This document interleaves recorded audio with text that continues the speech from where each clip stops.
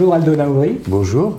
Merci donc de nous recevoir chez vous, dans votre appartement parisien situé dans le 13e arrondissement de Paris. Vous avez exercé la pédiatrie pendant près de 40 ans et contrairement à la plupart de vos confrères, vous avez poussé plus loin vos recherches en vous intéressant d'abord à l'environnement immédiat de l'enfant, à savoir ses deux parents, sa famille au sens large, et puis ensuite à la société tout entière, ce qui vous a conduit à vous plonger dans les sciences sociales en même temps que vous entrepreniez une psychanalyse personnelle. On voit que votre souci aura toujours été de naviguer un peu dialectiquement entre la pratique et la théorie, et de cette interaction finalement sont nés de très nombreux ouvrages qui traduisent cette position singulière sur l'éducation des enfants, évidemment, mais aussi sur les pères et les mères, les filles et leurs mères, le couple et l'enfant, les belles-mères, les beaux-parents, leurs brus et leurs gendres, mais encore sur les mères juives, qui selon vous n'existent pas, peut-être que vous nous direz pourquoi dans le cours de cet entretien.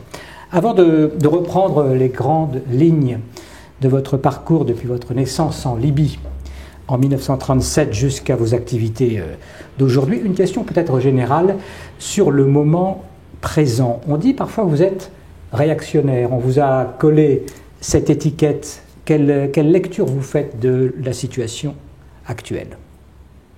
Alors, réactionnaire, c'est aussi celui qui réagit. Et j'ai passé mon temps à réagir. Et puis aujourd'hui, je baisse les bras. Je veux dire que je me suis un peu isolé. Je ne lis plus la presse, je n'écoute plus les informations. Je dirais que tout ce que je peux éventuellement glaner, ou ce qui m'intéresse, eh bien c'est ce que tourne de façon pratiquement univoque autour de sites juifs. Acadème, je ne rate jamais un Acadème, je passe des heures sur Acadème, à écouter Acadème, à écouter tout ce qui s'y dit, et qui est extraordinaire. C'est vraiment, moi je vous remercie très très chaleureusement de tout ce que j'ai pu éventuellement apprendre sur ce site, avec toutes ces personnes extraordinaires que vous savez réunir, que vous savez faire parler, etc. Et puis, vous savez, des lettres que je peux éventuellement recevoir sur mon mail, et qui concernent pratiquement Israël et seulement Israël. Et c'est tout. Je dirais, si vous voulez, que je suis dans une position un peu désespérée d'avoir assisté au triomphe de la médiocrité, c'est-à-dire au triomphe de quelque chose où le bon sens est devenu interdit et la logique a disparu, et c'est vraiment l'affirmation des positions extrêmes qui n'ont strictement aucun sens, mais qui finissent par avoir de la force pour une raison simple, c'est que très fréquemment les médias les relaient d'une façon un peu trop complaisante.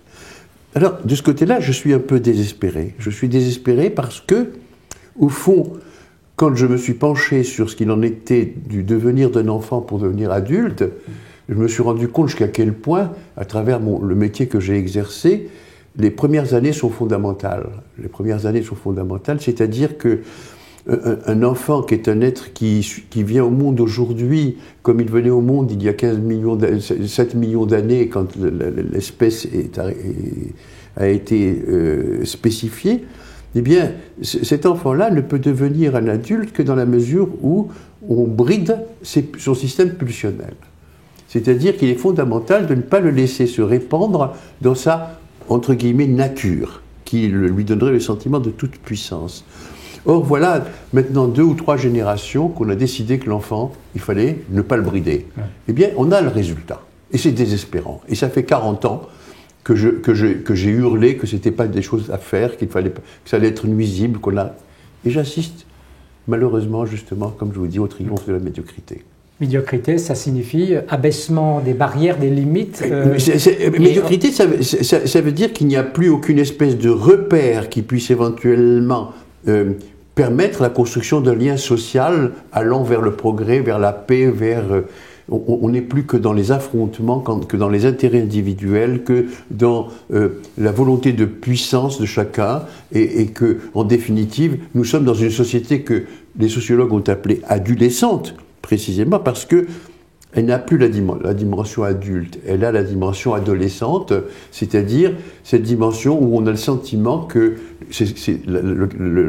l'adolescent c'est ça, il sait mettre 3 phrases de suite et il a l'impression que c'est lui qui a raison pour tout et qu'il est capable de refaire le monde. Et on est dans quelque chose qui persiste sous ce pli-là. Et pour moi, c'est vraiment d'une très grande tristesse. Et si vous baissez les bras, Aldo Naori, c'est parce que vous estimez qu'il n'y a plus rien à faire, on a atteint un point de non-retour sur cette situation? Vous avez dit le terme. Je pense que sur ce point-là, on a atteint un point de non-retour avec une complexité tellement considérable à essayer de revenir en arrière, ou en tout cas de rétablir les éléments susceptibles de permettre que l'on s'entende, que je ne sais pas, je n'ai aucune imagination pour savoir comment on va procéder pour pouvoir éventuellement remettre les uns avec les autres. J'allais vous dire qu'est-ce qu'on risque. Et c'est en cela, pardonnez-moi, mais c'est en cela, quand je vous disais au début que j'étais très intéressé toujours par la situation d'Israël et seulement l'Israël, c'est que j'ai l'impression que vraiment il n'y a que ça. Je veux dire, on est là dans l'illustration. Dans l'illustration de cette médiocrité qui fait que l'ONU va voter 25 ou 30 ou 40 résolutions contre Israël et rien de l'autre côté. Et on est là dans quelque chose qui est véritablement... C'est pas David contre Goliath, c'est pire encore. C'est vraiment l'humanité contre la déshumanisation. Alors, vous parlez d'Israël, parlons-en un tout petit peu avant de commencer de dérouler votre vie. J'ai l'impression que vous me dites aujourd'hui, c'est Israël finalement qui est le point de fixation par lequel la notion de limite de loi est maintenue dans le monde. Alors, vous pourriez me dire que je suis victime d'une propagande israélienne qui, etc., etc. Je ne suis pas un fanatique d'Israël, je ne suis pas quelqu'un qui va tous les ans en Israël, je crois que j'ai dû y mettre les pieds 3 ou 4 fois dans ma vie, donc vous voyez, je ne me sens pas bien quand je vais en Israël, je n'ai pas envie de rester en Israël, je n'ai pas envie de... Mais l'ensemble des éléments qui se mettent en face, on s'aperçoit, si vous voulez, que nous sommes dans un système dans lequel, ce à quoi je pense, c'est que Israël, comme les Juifs d'ailleurs, et ça rejoint la remontée de l'antisémitisme, je les compare à ce que Kurt Malaparte racontait, à savoir qu'avant que l'on ait des oxymètres dans les sous-marins, on embarquait des lapins. Les lapins étant extraordinairement sensibles au manque de l'oxygène. Vous voyez? Et dès que les lapins commençaient à aller de mal, le sous-marin remontait pour se recharger en air. Eh bien, j'ai l'impression que vraiment les Juifs, ce sont ces lapins du sous-marin. C'est-à-dire qu'ils perçoivent les choses bien avant. Ce sont des donneurs d'alerte, des gens qui passent leur temps à... Alors, évidemment, je parle avec beaucoup de passion, là, si vous voulez, mais ça résume à peu près cette solitude d'Israël sur la scène internationale, pardonnez-moi, me permet de supporter ma solitude à l'intérieur de mon milieu professionnel qui fait que, eh bien, je ne suis pas un pédiatre normal pour les autres pédiatres, encore que j'ai toujours été un pédiatre estimé en tant que praticien. Les psychanalystes ne me reconnaissent aucune espèce de quoi que ce soit. Je suis un atopique, voilà, un individu qui ne se situe nulle part, mais qui est un électron libre et qui, précisément parce qu'il est électron libre, a eu l'audace d'associer des choses, c'est-à-dire de faire des recoupements entre les différentes sciences sociales que j'ai pu éventuellement étudier et l'ensemble des éléments que j'ai, c'est-à-dire apporter un éclairage biologique à des éléments ethnologiques ou anthropologiques, un éclairage sociétal, etc. Faire ce type de mélange. Et là, encore une fois, si vous voulez, je trouve qu'il y a une certaine unité dans la mesure où je ne me sens nulle part chez moi. Je ne me suis jamais senti nulle part chez moi. Je n'ai pas de lieu où je dise « tiens, c'est chez moi ». Même ici, je ne me sens pas chez moi. J'ai vraiment l'impression que bon, ben, je suis là, mais je pourrais être ailleurs. Et ailleurs, je serai ailleurs, mais je ne serai pas chez moi. Et je n'ai pas d'endroit, je n'ai pas de lieu. Et ça, je pense que c'est dû à mon aventure de vie. qu'on va aborder tout de suite. Voilà. Aldo Larue, avant qu'on revienne à vos positions, on va parcourir, si vous voulez bien, les principales étapes de votre vie. Vous êtes né le 22 décembre 1937, donc à Benghazi, en Libye. Votre famille paternelle y a été installée depuis plusieurs générations, 4-5 générations. Trois générations. Qu'est-ce que faisait votre grand-père paternel? Mon grand-père paternel était tailleur. C'était un tailleur. Mon arrière-grand-père était rabbin, donc son fils est devenu tailleur. Mon père était lui-même tailleur. Et vous savez, à l'époque, c'était un des métiers que faisaient beaucoup les Juifs. On faisait comme on pouvait. Et donc, je me suis penché sur cette histoire. Et c'est une histoire qui a une singularité, c'est que ma famille, donc mon père, ma mère, mes frères et sœurs, étaient françaises. Pourquoi? Parce que justement, l'arrière-grand-père qui avait émigré en Libye depuis l'Algérie avait un passeport français déjà. Sans aucun doute parce que ou bien son père ou bien lui-même avait été un employé de l'administration française. C'était avant le décret Crémieux. Avant le décret Crémieux, et la France, pour s'attacher à sa loyauté, lui avait conféré par senatus consulte la nationalité française, comme ça pouvait se faire à ce moment-là. Donc, si vous voulez, ce juif français d'Algérie part avec son passeport français en Libye et reste français et transmet la nationalité française à son fils, à son petit-fils et à ses arrière-petits-enfants. Tout cela sans aucune espèce de contact avec la langue française ou quoi que ce soit de français.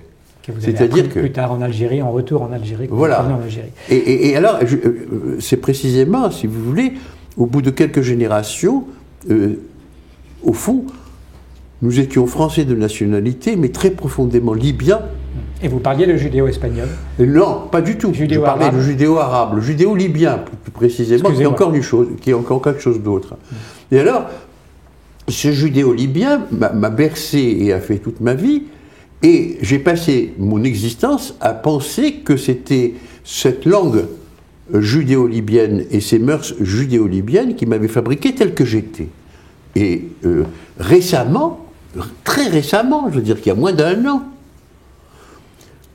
alors que j'avais toujours pensé que ma mère était une juive libyenne, comme j'ai été en contact avec une jeune femme libyenne qui est médecin et avec laquelle j'ai beaucoup parlé en libyen, etc., je me suis aperçu au bout d'un certain nombre de rencontres que ma mère n'était pas une juive libyenne, c'était une libyenne juive. Ce qui n'est pas exactement la même chose. Je veux dire que en définitive, tout l'héritage que j'ai reçu, dont je pensais qu'il était spécifique à la société judéo-libyenne, est de fait un héritage libyen, profondément libyen. Alors ça a été pour moi une révolution. D'accord ? C'est extraordinaire. Pour quelle raison ? Ben pour une raison simple, c'est que, par exemple, j'étais frappé de ce dispositif qui faisait que, par exemple, ma mère ne parlait que par aphorisme et dicton. Pour toutes sortes de situations, elle avait toujours quelque chose à en dire qui ressortissait de la sagesse populaire. Vous avez quelques exemples ?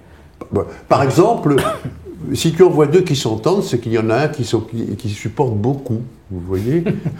Voilà. Ou bien alors, nourris un coq sans nuit ne te nourrira jamais qu'une nuit.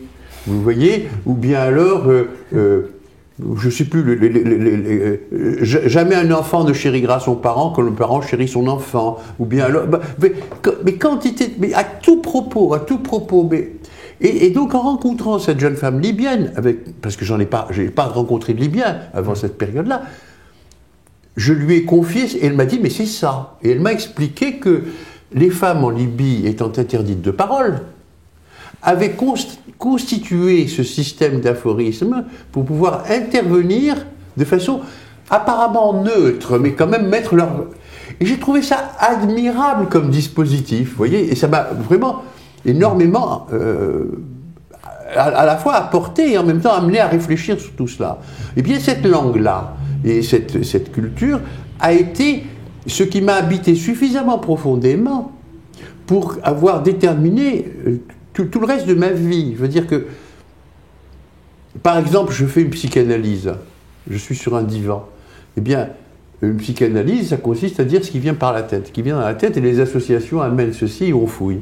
Eh bien, quelquefois, je me rendais compte que les associations en français, puisque mon analyste n'entendait que le français, étaient bloquées, finissaient en impasse. Je traduisais un ou deux mots dans ma langue maternelle et je repartais sur quelque chose de tout à fait nouveau, à un point tel qu'il m'est arrivé d'avoir des séances entièrement dans cette langue.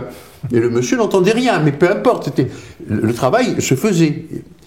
Donc, si vous voulez, ça crée cette solitude, ça crée cette singularité avec laquelle il faut faire. C'est-à-dire, soit on l'assume et on en fait quelque chose, soit on en crève. Il n'y a pas le choix. Et donc, j'ai choisi d'en faire quelque chose.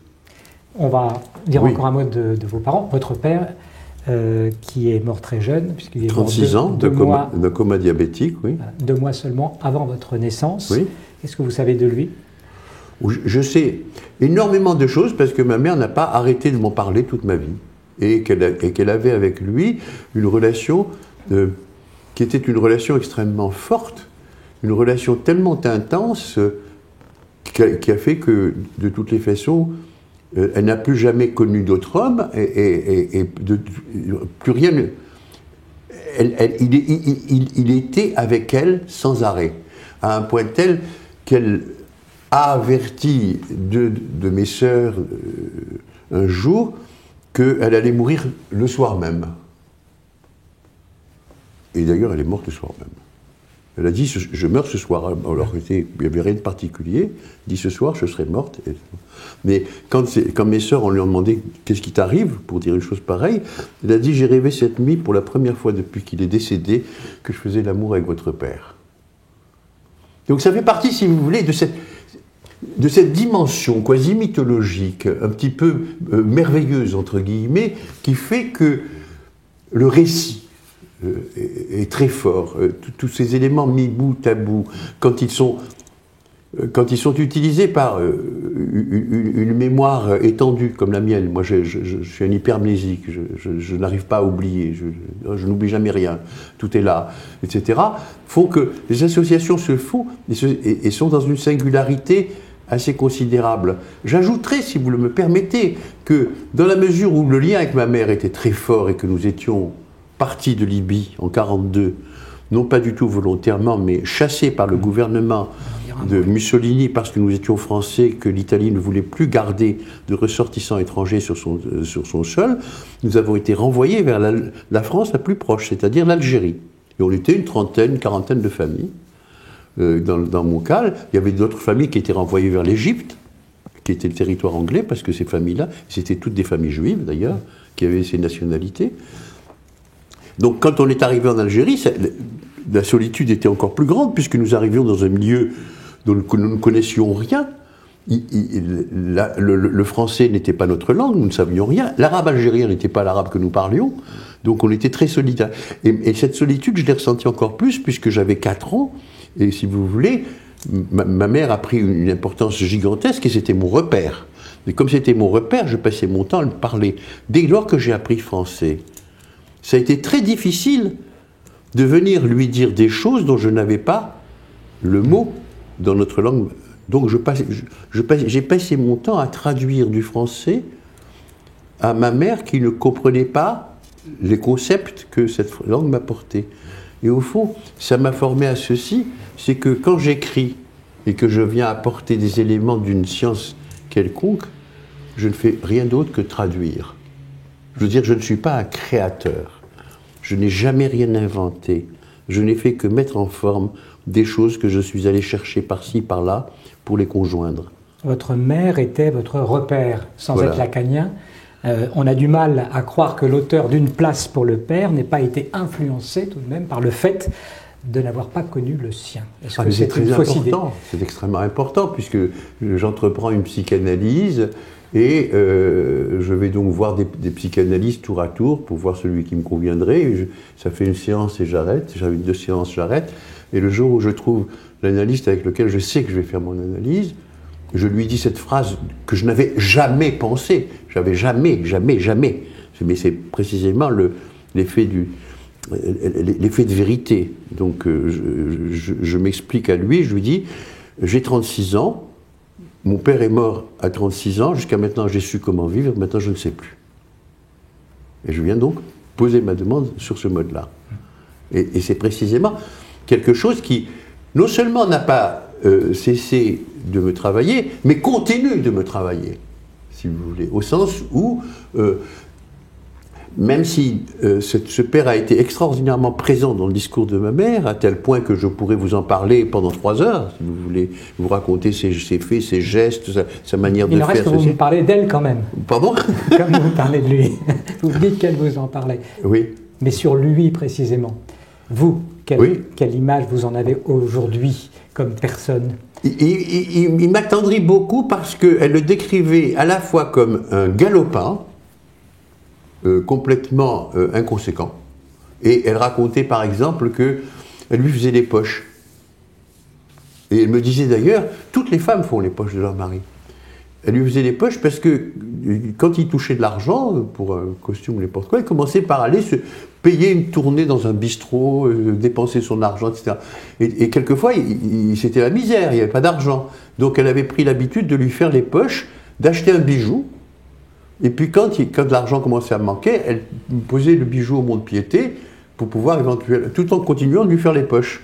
Donc elle en parlait un peu comme d'un gamin un peu inconséquent, mais elle en parlait aussi d'une façon très positive en disant qu'il était un homme extraordinairement pieux, très observant. Mes frères disaient qu'il avait une très belle voix et qu'il était chantre à la synagogue et que c'était un grand lecteur.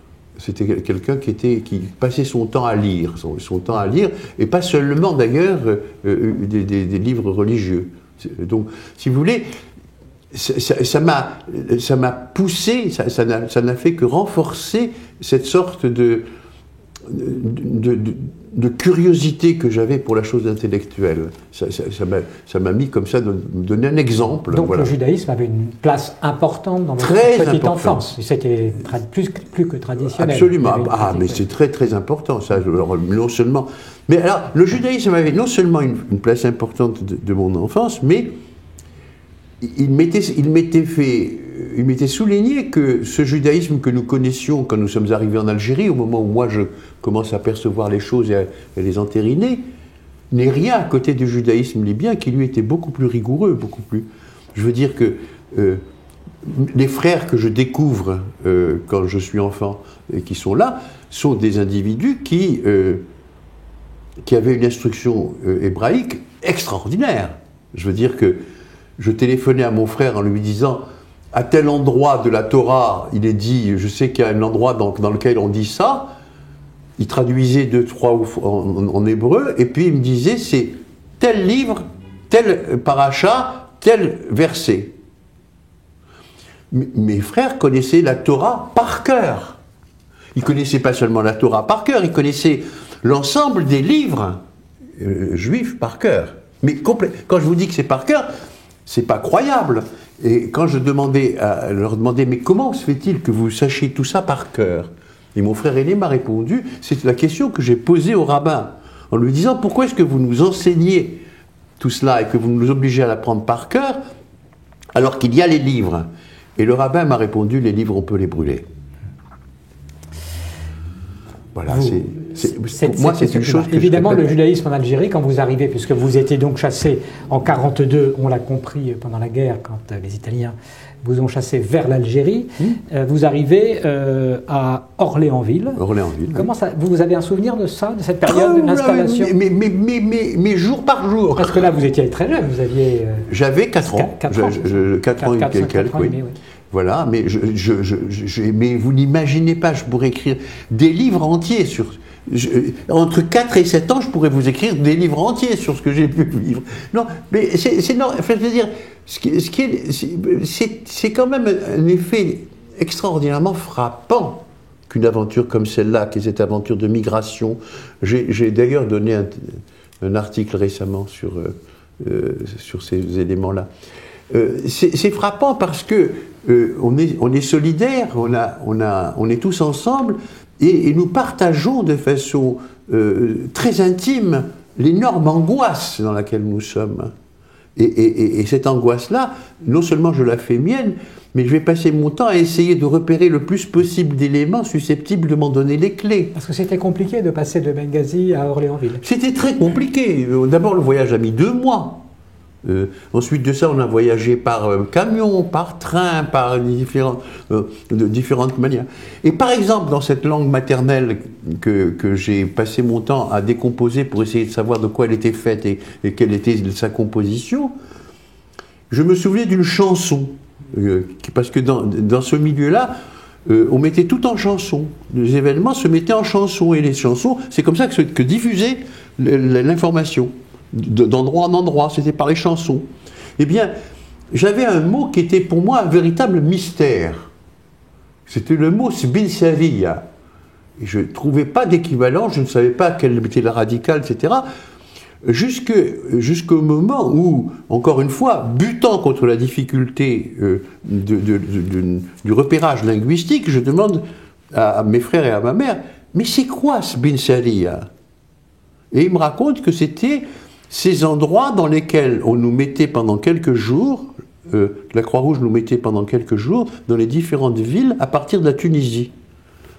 Sbinsaria, c'était dispensaire, qu'on avait mis à la sauce de la langue.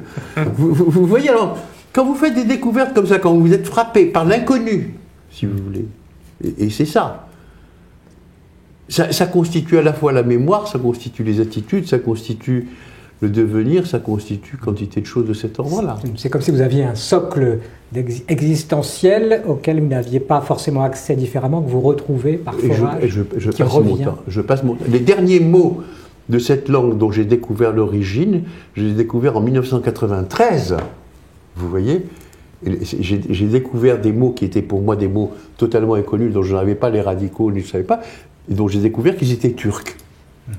Vous voyez, la langue avait pris du turc, mais comme elle avait pris de l'éthiopien, comme elle avait pris du maltais, comme elle avait pris... C'est une langue composite, comme elle avait pris beaucoup d'hébreu, etc.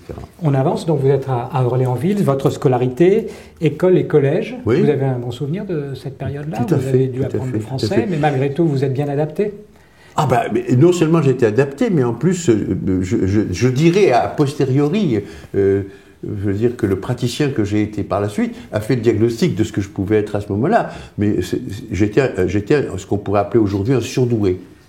D'accord? Donc, la scolarité s'est passée les doigts dans le nez, j'étais excellent partout, je n'avais aucune espèce de difficulté, ça roulait tout bien, etc. Oui. Donc, toute cette période-là algérienne d'Orléansville, en tout cas, s'interrompt le 9 septembre 1954, dans la nuit, où se produisit ce terrible tremblement de terre. Voilà, en pleine nuit. Et vous avez 17 ans. Là, vous aussi, j'imagine que vous avez un souvenir de ça. Ah, non seulement j'ai un souvenir, mais c'était une catastrophe tellement énorme que nous nous sommes retrouvés devant notre maison qui s'est écroulée à la deuxième secousse. Et là, j'ai déclaré à mes frères, j'arrête l'école et je vais travailler, parce que maintenant, pour pouvoir reconstruire tout cela, ça va être difficile. Et le second de mes frères m'a dit, non, tu n'arrêtes pas l'école, parce que dans la famille, il y a un artisan, un commerçant, il faut qu'il y ait un intellectuel. Et voilà. Et donc, j'étais parti pour devoir impérativtivement satisfaire ce fait d'être intellectuel. Et là, donc, vous étiez à l'extérieur, quand la maison s'était effondrée. Quand la maison s'était... Enfin, je veux dire, ça s'est passé d'une façon extraordinaire, parce que la maison avait une porte qui fermait à clé, et celui qui sortait le soir prenait la clé pour ne pas le réveiller. Vous voyez? Et moi, j'étais allé au cinéma, je suis rentré à 1h, j'avais la clé, je suis rentré à 1h, j'ai ouvert, et je me suis mis dans mon lit, me suis endormi, et puis 1h30 à peu près, un moment après, j'entends ma mère hurler en courant partout, réveillez-vous, la terre tremble, la terre tremble. Et je me suis dit, qu'est-ce qui lui prend encore? Elle est devenue folle. Et j'ai ouvert les yeux, il y avait une énorme faille au plafond de la chambre, et on voyait le ciel. Donc nous avons tous eu, on a pris on est sortis, et peut-être 3 minutes après, il y a une deuxième, et là on a vu toute la maison s'écrouler. Et puis après, quand on est devant un inattendu comme celui-là, il faut se débrouiller. Et donc, Nous nous sommes débrouillés comme nous avons pu. Vous êtes évacué sur Relisane. Nous avons évacué... Et vous terminez votre scolarité. Alors à Relisane, il n'y avait pas de lycée. Donc, j'ai été pensionnaire à Mostaganem pendant 2 ans, première et terminale. Pas de problème non plus, j'imagine là. Votre bac en 56. Voilà. Et c'est le moment où, après votre bac, voilà. Alors, après mon bac, je ne sais pas quoi faire. Je n'ai aucune idée du métier que j'ai à faire. Et il faut bien spécifier. C'est quand même, on est dans un trou perdu. Du fin fond de l'Algérie. Des intellectuels, il n'y en a pas des masses. Des gens, on ne sait pas ce que c'est. Mais les médecins, oui, quand même, les médecins. Oui, mais les médecins, ils sont là depuis longtemps, etc. Et puis, ils sont à part, ils sont inaccessibles. Mais ce que je veux dire, c'est que j'étais dans une génération où 10% avaient le bac. Vous voyez, avoir le bac, c'était sortir de... Mais sortir pour faire quoi? On ne sait pas ce que sont les circuits universitaires, on ne sait rien. Votre mère n'avait pas pour vous un projet Alors justement, je m'ouvre à ma mère en lui disant je ne sais pas quoi faire. On était en juillet, et la rentrée était en octobre. Donc je dis je ne sais pas ce que je vais faire comme étude. Et elle me répond, écoute, le mieux c'est de faire un métier qui puisse s'exercer dans toutes les parties du monde. On était en juillet 56, c'est-à-dire 18 mois après le début de la guerre d'Algérie. Elle m'a dit, il y a la guerre en Algérie, l'Algérie sera indépendante, tôt ou tard. Et on ne sait pas où on finira. En Israël, en France, en Amérique, on n'en sait rien. Tu vois la vie, il faut faire un métier qui s'exerce partout. Et je lui ai dit, et j'ai trouvé que ma mère était très intelligente. De dire une chose pareille, je trouvais ça très pertinent. Et je lui dis, alors quel métier tu suis cher? Elle me dit, coiffeur. Alors je lui dis, coiffeur, mais ça va pas. Elle me dit, si, c'est un métier qui ne nécessite pas beaucoup d'investissement et qui est propre, et puis les gens ont toujours besoin de faire couper les cheveux, ou que ce soit. Et je lui dis, oui, mais enfin, alors, à quoi ça aurait servi que j'ai été bachelier pour devenir coiffeur? Elle m'a dit, tu auras de la conversation et donc beaucoup de clients. Alors j'ai repéré ce qu'il en était et je ne savais toujours pas. Je veux dire que j'avais du goût pour des choses. Mais seulement voilà, j'aurais bien voulu être professeur de philosophie. J'aurais bien voulu être, je lui ai dit, j'aurais bien aimé être professeur de lettres, j'aurais bien aimé même être instituteur, vous voyez, enseigner, transmettre. Et c'est là où elle a insisté sur le fait de... Alors, mes frères aînés se sont débrouillés, puis on finit, l'un d'eux m'a dit, écoute, j'ai fait toute mon enquête, ce que tu pourrais faire comme métier qui serait intéressant, c'est dentiste. Donc je suis parti pour devenir dentiste. Et je suis allé en France parce que en Algérie, il y avait des attentats et que ça aurait été terrible. Donc, à 18 ans, je me trouve en France. Donc une année à Besançon, puis ensuite à Paris, vous faites des études et puis vous bifurquez vers la médecine. Voilà, je bifurque sur la médecine pour une raison extrêmement simple et très bête. C'est que j'avais jamais mis les pieds chez un dentiste. Et je me suis dit, mais c'est quoi un dentiste? Ça ne soigne que ça. Il y a tout ça à soigner. Donc je vais faire médecine. Voilà. Mais je n'avais pas de vocation à devenir médecin. Je pense que j'aurais été beaucoup plus, assurément beaucoup mieux dans une carrière dans des études scientifiques, de la physique par exemple. J'aurais beaucoup aimé être physicien. Et c'est ce que j'ai aimé dans les études de médecine, c'est que ça embrasse un champ de sciences tout à fait considérable. Maintenant, la partie, on va dire, humaniste des études est un petit peu disparue au niveau des études de médecine. La partie humaniste, il n'y en a plus. Il n'y en avait déjà pas. Ouais. Ah bon? Il n'y en avait déjà pas. On était en quelque sorte formés à la clinique, c'est-à-dire qu'on travaillait avec ces organes de sens, et on avait une mémoire, etc. Et c'est précisément ce qui s'est passé. Je veux dire que j'ai fait mes études avec une grande facilité. J'ai décidé d'être pédiatre. Ma famille est arrivée en 62 d'Algérie et a donc compromis, si vous voulez, ce que je me proposais ce que j'aurais voulu faire, c'est-à-dire une carrière universitaire. Mais il a fallu s'occuper de chacun, parce qu'on ne m'a pas fait du tout l'article, hein, on n'a eu aucune tendresse, on m'a dit voilà, jusqu'à maintenant, mes frères m'ont dit jusqu'à maintenant c'est nous qui nous sommes occupés de la famille, maintenant c'est toi. C'est ça. Donc prenez le relais, parce qu'il y avait l'impression que... Et là encore une fois, dans une forme de loyauté, dans une forme de droiture, je n'ai pas rechigné.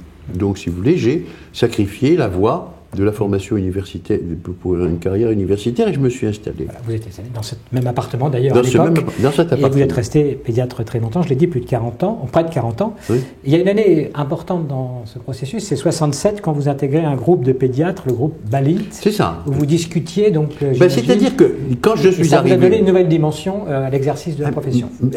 Quand j'ai commencé à travailler comme pédiatre et que je recevais du monde, j'étais désespéré parce que je me suis rendu compte que je n'étais pas formé à ce métier. Je n'avais aucune formation pour le métier de pédiatre de ville. À l'hôpital, là où on est formé, on se bat pied à pied contre la mort. On est là à faire des diagnostics extrêmement compliqués.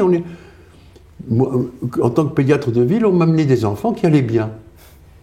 Qu'est-ce que j'allais faire, Mais je me suis rendu compte, si vous voulez, que les parents parlaient. Ils disaient des choses étonnantes dont je ne savais absolument pas du tout, ni comment les traiter, ni comment faire.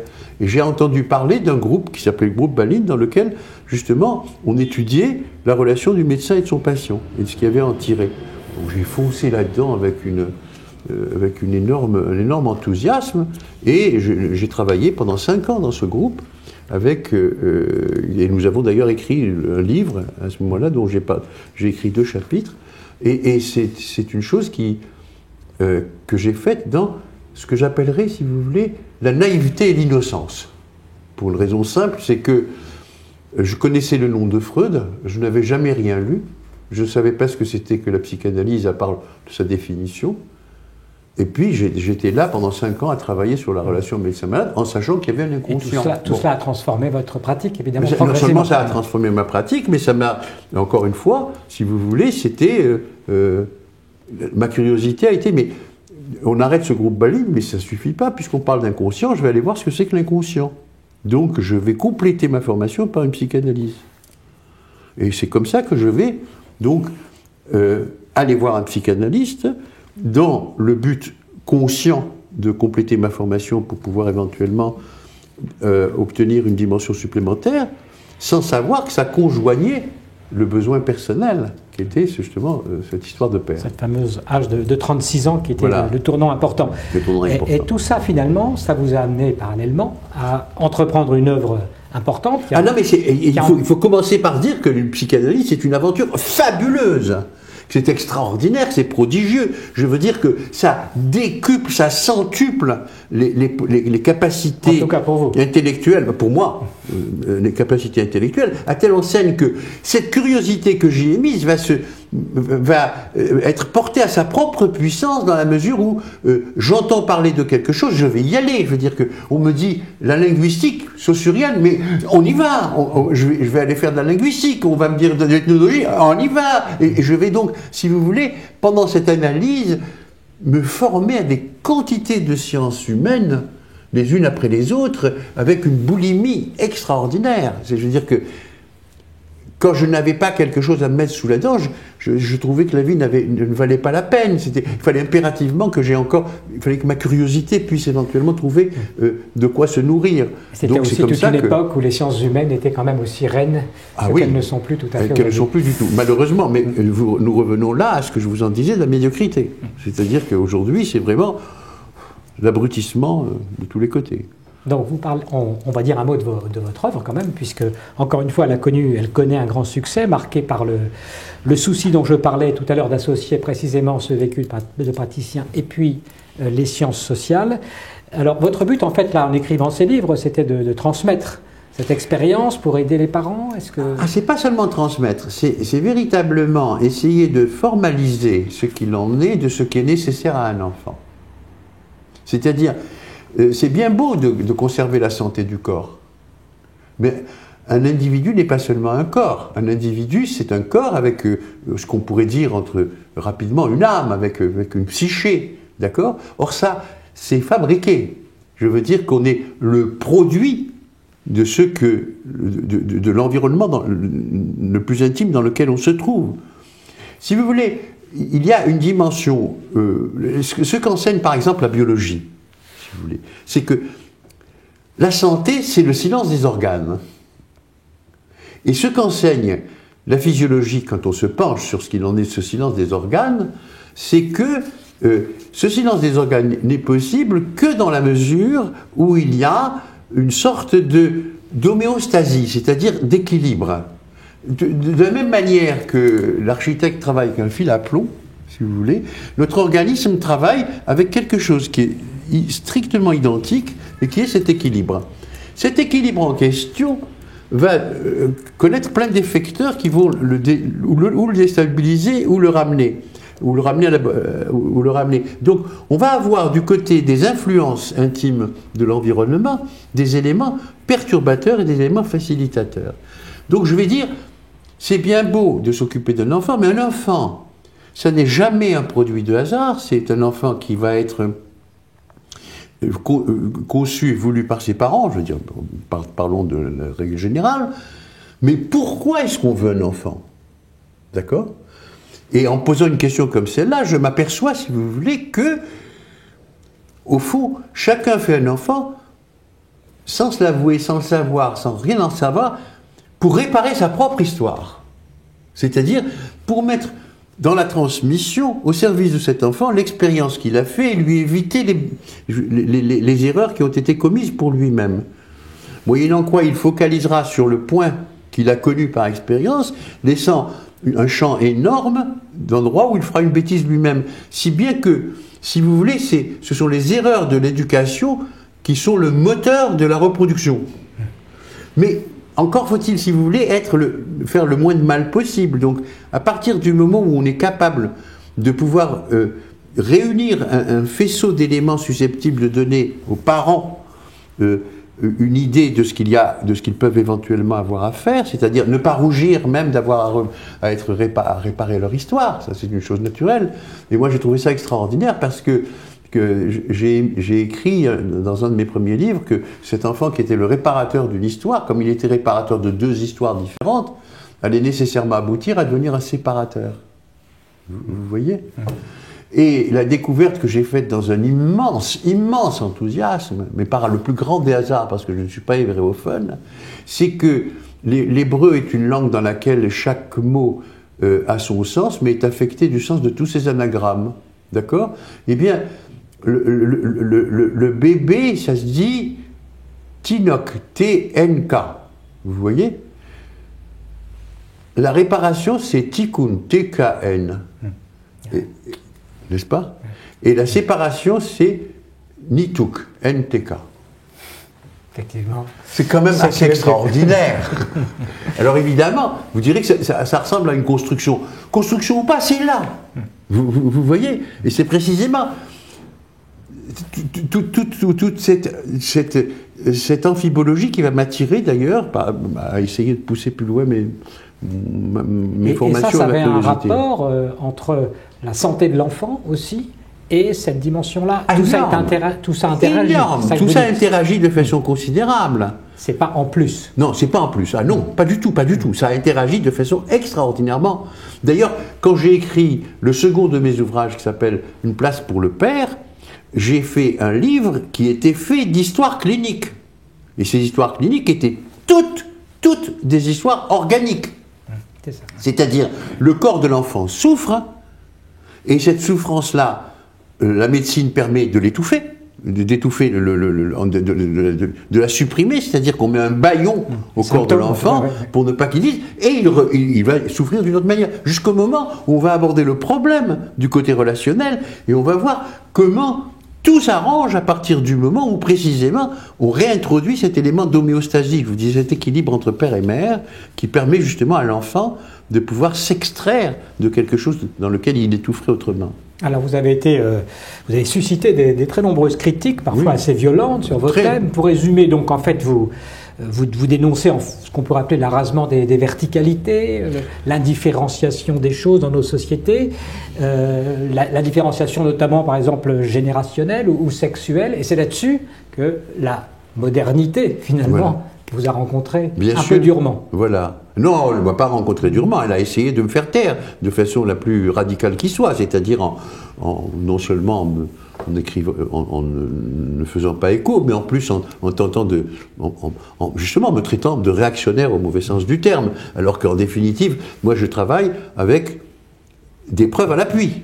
Je veux dire que je viens, chacun peut juger sur pièce, vous voyez, et je viens dire que la différence sexuelle et la différence générationnelle sont des choses extraordinairement importantes qu'il faut impérativement respecter. Pourquoi c'est si important de respecter la différence générationnelle et de ne pas être sur le même plan avec son enfant? Parce que justement, si on se met au motif de la démocratie, si on se met dans l'horizontalité au lieu de mettre de la verticalité entre parents et enfants, ce qui va se passer, c'est que on va, au motif que l'on respecte son enfant, on ne va pas lui donner de repères, on ne va pas lui donner de limites, on ne va pas lui dire, on va le laisser partir dans tous les sens. Et partant dans tous les sens, ça va être immense, ça va être quelque chose dans lequel il va se sentir perdu, si vous voulez.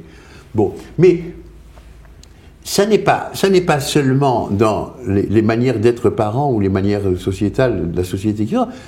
Quand vous regardez ce qu'il en est, par exemple, de la musique contemporaine, vous voyez, la musique contemporaine est une musique qui se débarrasse de toute contrainte. Là, vous devenez réac, là, peut-être. Pardon ? Là, vous devenez peut-être réac sur le plan culturel. Après tout, c'est une façon d'exprimer une réalité. Oui, mais pourquoi est-ce qu'elle a si peu de possibilités d'être diffusée ou d'être adoptée ? Parce que le fin fond de l'humain, c'est qu'il n'est pas accoutumé à ces espaces sans aucune espèce de limite dans lequel il est perdu. Nous avons notre espèce a évolué de façon extraordinairement lente, très lente, et cette lenteur-là qui affecte notre évolution ne peut pas être décrétée du jour au lendemain obsolète et on va faire de la science-fiction. Vous avez dit par provocation peut-être il faut être fasciste pour l'éducation. Si vous voulez que votre enfant ne le soit pas. À la manière libyenne, j'ai repris un aphorisme, j'ai dit, si vous élevez votre enfant en démocrate, vous en ferez assurément un fasciste plus tard. Si vous l'élevez en fasciste, vous en ferez certainement un démocrate. D'accord ? Mais ça ne veut pas dire du tout que ce démocrate devra élever ses enfants en démocrate, il devra lui aussi les élever en fasciste. Pourquoi ? C'est simple à comprendre. À partir du moment où précisément il y a un processus qui permet à l'enfant de refouler ses pulsions pour les sublimer et acquérir l'amour en particulier de sa mère. D'accord ? Il va se passer quoi ? Il va se passer que ce refoulement est douloureux pour lui. Il est tellement douloureux que plus tard, tout ce qui est de l'ordre de la douleur, tout ce qui est de l'ordre d'infliger une douleur, etc., va être par lui condamnable. Donc il sera un démocrate. Vous voyez ? Tandis que si vous l'élevez en démocrate et que vous lui dites qu'il a tous les droits, l'idée qu'il a tous les droits va le poursuivre sa vie entière. Quand il sera un adulte, il estimera que lui a tous les droits. Les autres, il n'en sait rien, mais il n'en a rien à faire. Et ça fera un fasciste. Vous voyez ? Alors, c'est une façon comme une autre c'est provocateur, mais c'est volontairement, c'est pour frapper l'imagination, pour pouvoir éventuellement... Et cette manière d'élever les enfants, écoutez, c'est simple. J'ai appris très récemment que le ministère de la Famille a mis au point des livrets destinés aux futurs parents, pour leur dire comment être. Je trouve ça admirable, mais je trouve aussi que c'est un symptôme. Si le gouvernement est obligé maintenant de prendre des mesures comme celle-là, c'est bien que précisément, les choses sont allées trop loin. Au chapitre des provocations, vous avez été accusé, même à un moment donné, de faire l'apologie du viol conjugal. Ça, c'est une chose qui dans un livre, je cite le contexte, dans un livre à propos d'une mère qui refusait de faire l'amour après son accouchement, vous rapportez avoir conseillé à un père, donc c'était devant son épouse, je crois, de la violer. Et vous avez dit, c'est une provocation. Est-ce que ça n'a pas nui finalement à votre message que de jouer comme ça sur la provocation ? Et qu'est-ce que vous vouliez dire précisément ? Cette mère, c'est elle qui m'a contacté. Cette mère, c'était elle qui m'avait contacté en me disant qu'elle avait essayé toutes sortes de thérapies possibles et imaginables pour sortir de son état. Et son enfant avait presque 4 ans. C'est important à préciser. C'est très important. Et quand elle est venue chez moi et que nous avons commencé à parler, ce que j'ai découvert, c'est qu'elle se refusait en attendant que l'homme, son mari, enfin son homme, puisse manifester de façon suffisamment insistante, suffisamment convaincante le désir qu'il avait d'elle. Or, cet homme-là, lui, de par son histoire que nous avons explorée ensemble, était un homme qui, à aucune espèce de moment, n'avait la moindre velléité de forcer qui que ce soit à quoi que ce soit. C'était un parfait démocrate, d'accord ? Et comme il était un parfait démocrate de par son histoire, au moment où précisément, en tant que parfait démocrate, il dit aussi sa souffrance d'avoir à se priver du contact de sa femme, je lui dis, mais violez-la ! Hurlant comme ça, justement, dites votre désir, c'est ça, c'est une injonction paradoxale. Elle a été ravie. Fallait voir un peu le sourire énorme. Enfin, on avait dit quelque chose à son homme pour pouvoir éventuellement. Bon, j'ai rapporté ça, mais ce qu'on a retenu, c'est seulement ça. Et un point, c'est tout. Et on l'a en plus associé à quelque chose que j'ai écrit sur la reprise des rapports sexuels après l'accouchement, dans un guide que j'avais fait pour les parents, où j'avais dit que le désir d'une femme était émoussé à la fois par l'accouchement et par surtout l'énorme place que prenait son enfant.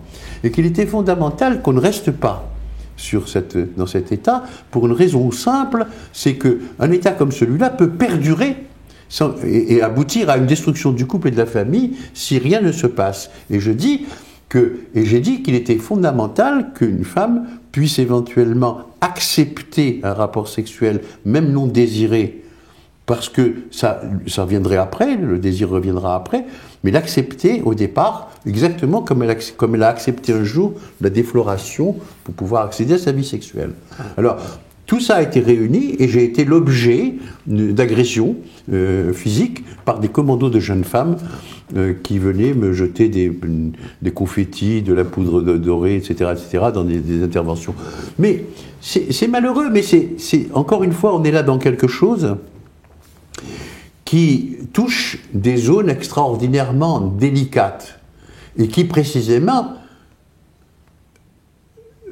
sont réglées et produisent des réactions justement destinées à supprimer les différences sexuelles. C'est-à-dire que ces différences sexuelles, on estime qu'il n'y en a pas, qu'en définitive, c'est la même chose. Et on a par exemple constitué aujourd'hui le couple parental le plus inégalitaire qui soit.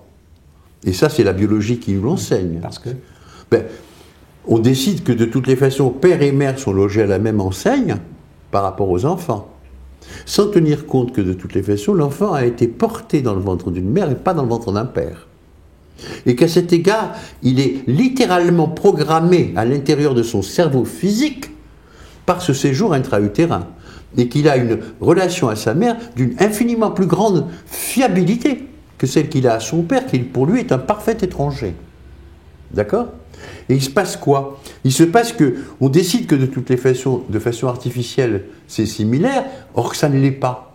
Les conséquences, c'est quoi ? C'est qu'on invite les pères à devenir d'autres mères dans le courant. Et on pense que c'est comme ça qu'on va le faire, qu'on va réussir à faire que cette égalité existe. Ça n'existe pas. Ça donne un avantage aux mères, alors. Énorme, mais majeur, extraordinaire. Mais cet avantage, il a toujours existé.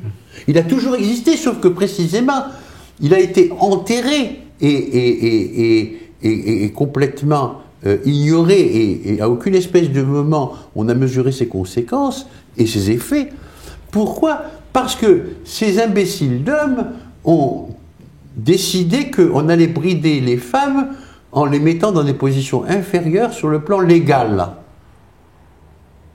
Moi, je ne suis pas en train de dire qu'il n'y a pas égalité en droit. Je passe mon temps à hurler que l'égalité en droit elle doit être la préoccupation de chacun. Je dis simplement que l'égalité en droit ne signifie pas similitude. La différence des sexes existe, quoi que l'on fasse. Vous voyez ? Et cette différence-là est à respecter parce que c'est parce qu'il y a différence des sexes et c'est parce qu'il y a différence générationnelle que le cerveau peut dialectiser. Autrement, on va direct. Aldo Naouri, donc vous nous avez expliqué tout ce que vous avez pu étudier avec entrain, avec appétit. Et pourquoi vous n'avez pas approfondi les études de juifs ou le judaïsme? Ah, c'est une excellente question. Dans la mesure, si vous voulez, où mes frères étaient des grands savants, mais avaient une curieuse façon d'être juifs. C'est-à-dire que l'aîné était très pieux, et j'ai compris, grâce à lui, que quand arrive le Shabbat, il y a une âme supplémentaire qui se met en place. Je l'ai vu, ça, je l'ai vu de mes yeux. Ma mère était une juive très pratiquante. Comment vous avez vu ça de vos yeux? Pardon? Qu'une âme supplémentaire arrivait à l'entrée du Shabbat. Comment vous avez vu ça de vos yeux? Il était transfiguré. Transfiguré.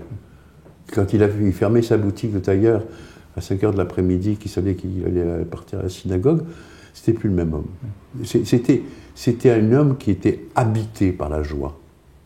Et ça durait comme ça jusqu'au Shabbat soir. Et j'avais énormément de plaisir à le voir dans cet état-là. Et à constater de façon répétée que c'était comme ça. Mais ça ne vous a pas amené à? Non, ça ne m'a pas amené à. Ça ne m'a pas amené à. Ma mère était une juive très pieuse, très pratiquante, mais qui était plus superstitieuse que religieuse. Le second de mes frères était un très grand savant qui connaissait toutes les règles de la halacha, mais qui n'en observait aucune quand ça l'arrangeait pas, mais qui décidait de les observer toutes quand ça l'arrangeait.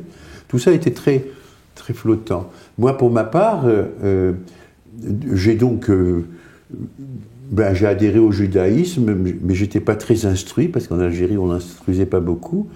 Mais néanmoins, j'ai mis les téphilines jusqu'à l'âge de 20 ans, vous voyez. Je faisais ma prière tous les matins avec talit et téphilines, quand j'étais étudiant à Besançon et à Paris. Mais tout ça a disparu à ma première autopsie. Et je raconte ça d'ailleurs dans mon livre Prendre la vie à pleines mains. J'avais 20 ans, j'ai assisté à ma première, j'ai fait ma première autopsie et c'est parti. Tout ça, il n'y a plus rien. Il n'en reste pas moins que le judaïsme, c'est probablement ce qu'il y a de plus constant, de plus fort, de plus, je dirais, vigoureux, parce que c'est autre chose que fort encore, dans ma pensée quotidienne à tous les niveaux. Pourquoi? Parce que le judaïsme, pour moi, n'est pas une religion. Le judaïsme, c'est un mode de pensée, c'est un mode de vie. Quand je lis l'Exode, par exemple, je m'aperçois simplement que l'Exode, c'est une thérapie comportementaliste. On a pris un peuple de pervers et on en a fait des névrosés à force d'interdits, et qu'on les a rééduqués, et que ces 40 ans n'ont pas été perdus. Le judaïsme pousse la logique à un point tel qu'en définitive, on se demande comment tous ces législateurs, ont pu à ce point-là savoir ce qu'il en était de l'inconscient. Et je dis, c'est frappant parce que je n'arrête pas d'avoir comme ça des exemples qui me le montrent. J'étais un jour, il y a longtemps, à une mise en bière du père d'un ami, et le rabbin nous a demandé de passer devant le défunt et de lui demander pardon. J'ai fait, obéi. Mais ma curiosité a été jusqu'à lui demander, mais pourquoi est-ce que je dois demander pardon à un monsieur que je ne connais même pas? Pardon de quoi? J'ai adoré sa réponse. Il m'a dit, vous lui demandez pardon parce que, à sa vision, pendant une fraction de seconde, sans même que vous vous en soyez aperçu, une pensée vous a traversé qui disait, heureusement que c'est lui qui est mort et pas moi. Et à partir de ce moment-là, que vous le vouliez ou pas, vous participez à sa mort, vous en êtes un peu l'assassin. Je trouvais ça extraordinaire. C'est tellement juste, tellement fort. Vous voyez? Et que l'on puisse pénétrer. Par exemple, quand on dit qu'il ne faut pas porter le lin et la laine en même temps, quand on dit qu'il ne faut pas associer le beurre et la viande, etc., mais c'est toujours fondé sur des choses extraordinairement fortes. Ça n'est pas parce que je ne le fais pas que je n'admire pas tout cela. Vous voyez? Je veux dire que, au fond, c'est une entreprise gigantesque qui essaye d'apporter à l'humain une amélioration suffisante pour qu'il la transmette de génération en génération et pour que cet humain s'améliore et ne reste pas figé dans son système pulsionnel. Vous transmettez alors cet enseignement-là à vos enfants. Vous avez 3 enfants. Oui. Un garçon, 2 filles. Oui, j'ai essayé de le transmettre. Et je pense que c'est passé, en tout cas pour eux. Je pense que c'est passé surtout, je ne suis pas en train de dire que c'est passé sur le ritualisme ou le rituel ou le rêve, mais sur la façon dont ils sont dans la vie et dans leur vie. Ce sont 3 personnes fabuleuses. Ce sont trois individus humains d'une qualité, pour moi, exceptionnelle, qui ont surpassé ce que j'ai essayé de devenir moi-même. Vous voyez? Et d'ailleurs, j'en dis ceci, qui est pour moi une sorte de compliment. J'avais une patiente qui était une Lubavitch, une femme qui m'a énormément appris, mère de 13 enfants. Et il m'arrivait de lui dire, on approche de Shavuot, là, je vous prie, je suis un mauvais juif, alors je sais, mais je voudrais vous souhaiter Sameach. Et elle me disait, vous savez, monsieur Naouri, le jour où les juifs seront seulement comme vous, Mashiach arrivera. Et ça, c'est probablement le plus beau compliment que le juif que je suis ait jamais récolté dans sa vie. Et je suis très fier de ça.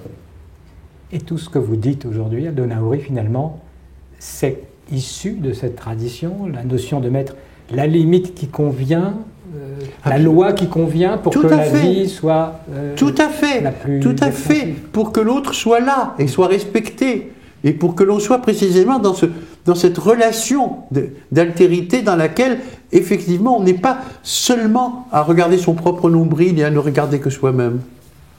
C'est ça. Je veux dire, c'est comme ça que les choses doivent se passer. Je veux dire que la divinité, Dieu, etc., c'est gigantesque.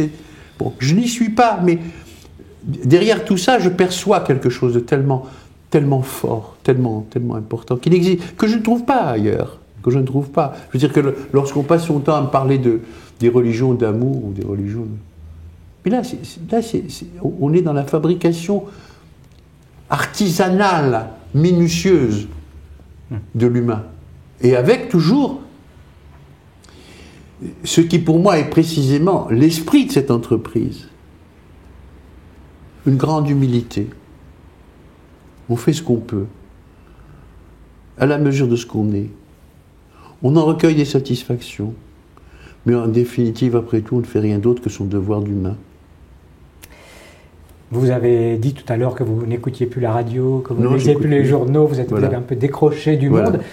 Mais vous continuez à réfléchir aux problèmes contemporains, à écrire. Mais peut-être justement... Comment voyez-vous les années qui viennent pour votre propre production, votre propre évolution d'humain, précisément? J'ai fait mon travail d'humain, j'ai essayé de ne pas rester dans le système de plaisir et d'essayer d'apporter des choses. Mais justement, peut-être que ma rétraction est une façon de résister contre cette vague de médiocrité dont je ne veux pas qu'elle m'atteigne et qu'elle me prenne. Et qui m'invite pourtant de tous les côtés à la rejoindre. Merci beaucoup. Merci à vous. Aldo Naouri d'avoir accepté l'invitation. Merci à tous.